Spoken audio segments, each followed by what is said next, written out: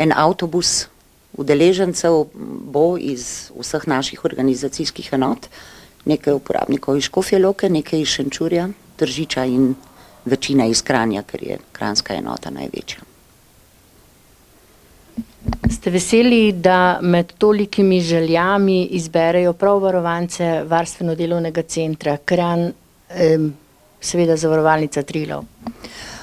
Ja, vsekakor se zavedamo, da ta donacija ali pa pač ta dogodek, na katerem udeležbo nam omogoči Zavarovalnica Triglav, ni samoumeven.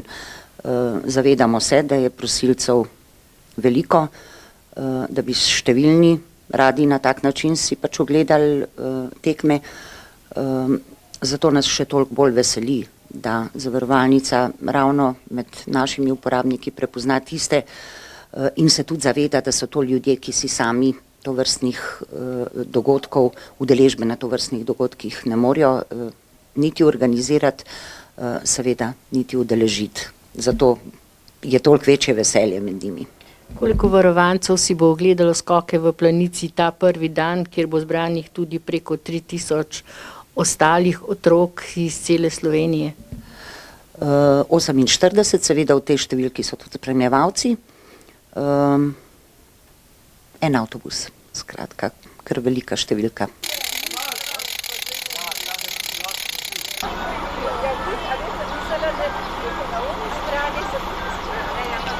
Ja, danes je en spet poseben dan, četrtek je Planica in Triglav. Dejansko danes peljemo 3500 otrok v Planico iz območne enote Kranj, 600 otrok iz 10 osnovnih šol in 2 varstvenih centrov, tako da smo danes zelo ponosni.